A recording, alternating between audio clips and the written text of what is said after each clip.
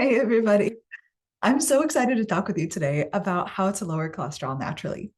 Now, there are three main ways that we'll talk about today on how to decrease cholesterol without medications. No statins needed. One of the reasons why I like to explore alternatives when it comes to statins or encourage people to explore alternatives is for two main reasons. Reason number one, statins are shown to decrease cholesterol for a very small, very specific subset of people. Statins in the research show that they help men in their 50s lower their cholesterol. Now, that's great for men in their 50s, but it hasn't been shown to be as beneficial for other populations. And I would rather use things that are more of a blanket statement for every body, every gender, every age group to lower cholesterol. And that's what these three things are shown to do. And the second piece is statins have a side effect of muscle aches and soreness, sometimes decreased energy as well. Now, the reason for that is because statins are known to deplete the body of a nutrient called CoQ10. So it's very helpful if you're taking a statin that you replenish the body with CoQ10 to help decrease those side effects. Now, that is a great workaround, a great hack. However, there are things that you can do that you don't have to have those side effects. So let's get into them. So these three ways to lower cholesterol naturally. As we're starting out, you might not use all of them. Ideally, what you do is you might start with all three and then you take some away so that the body can do its own thing. Now, the three main things are exercise, fiber, and supplementation. The exercise is so individualized, it's so unique. We will do a calculation on how to find your unique needs for exercise. But some people aren't in a place where they're able to exercise in this way quite yet. So always connect with your doctor, your provider on if it's going to be right for you. What you can do is lean on the fiber and supplementation if exercise isn't quite right now. And then eventually you decrease the supplementation and you lean into these lifestyle medicine pieces, the exercise and fiber, so that you don't need as many supplements either. Let's do that calculation. So grab a calculator, your phone, the calculator app on your computer, and we'll do a little bit of math. So this calculation is 220 minus your age. And then take that number. We're going to take 80% of that number. So to do that, you can multiply it by 0.8. And you should get a number there. That number is your ideal beats per minute for decreasing cholesterol. Now, it is interesting because this number will decrease as you age. And that's exactly what we want. That's appropriate. Because when you're younger, your body has more capacity for a higher heart rate. And then as we age, we want that to be matching what the body is able to do. And so this is a great base point for your heart rate for lowering cholesterol. Now, this number that you have, the dose makes the medicine. So this number, we're shooting for this heart rate for 20 minutes, 3 times per week. Seems pretty doable, right? So this can be any exercise and it has to be consecutive. That's what we're seeing in the research. It has to be a consecutive 20 minutes of this ideal beats per minute, 3 times a week to lower cholesterol naturally. Now, it can be whatever you'd like. You can go for a run. You can dance in your living room. You can go for a rigorous hike or do a HIIT workout. Whatever it is, getting that ideal beats per minute for the full consecutive 20 minutes. Now, a story for you. I used to be a runner. Some of this about me. I used to be a runner and now I really don't like running anymore. I don't do it very often, but I still want to be healthy. I still want to get my cardio. So I did this earlier this week. Went to the gym, thought, okay, I'm gonna run on the treadmill. I hated every minute of it. I got through the first 10 minutes, it was a slog. I was like, when is this going to be over? Why do people enjoy this? And I thought to myself, I will just do 10 minutes and then I'll do something else for the next 10 minutes. I'll get my 20 minutes in a different way.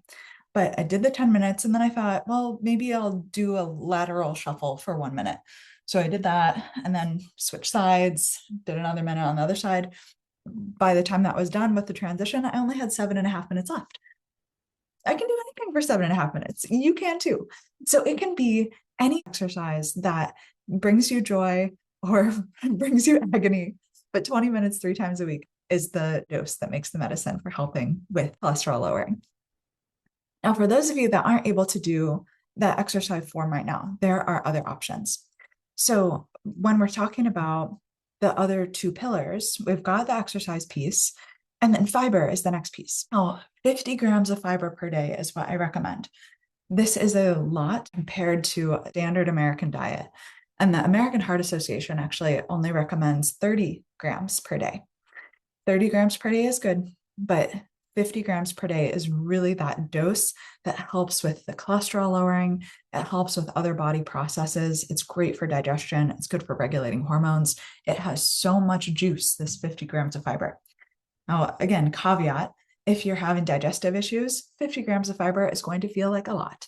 So work with your doctor, your provider, your naturopath to make sure that your body is able to take on 50 grams of fiber per day.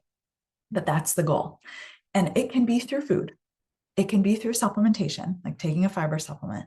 It can be through adding some functional foods into your smoothies, your oatmeal.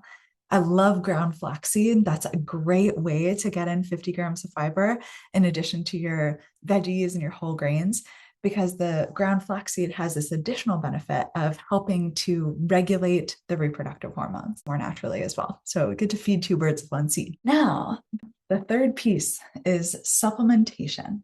This is a huge umbrella with a lot of things in it. The one that I want to share with you that is so fascinating, and a lot of people don't know this, is called red yeast rice. Now, red yeast rice is a traditional Chinese food, and it is quite literally taking white rice with a fungus, and the fungus has this rich purple reddish color, and you get a red yeasty rice. This red yeast rice has a compound in it. The main compound is called monocolin K. This monocolin K is what statins are made from. It's what statins are inspired by.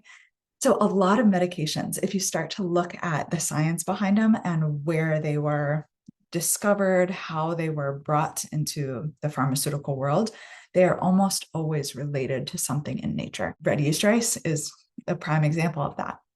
Red yeast rice in the research, 1,200 milligrams a day is helpful for decreasing cholesterol, but there is a catch. This monocolin K has a similar effect of decreasing CoQ10 in the body. So it's very similar to statins. However, the nature version tends to be better for a larger population. And I recommend taking CoQ10 with it so that you don't get those muscle soreness, that muscle achiness, or decreased energy. The red yeast rice is a great one. Fiber is another one, just tying that back in. Fiber supplementation can be so wonderful for helping decrease cholesterol.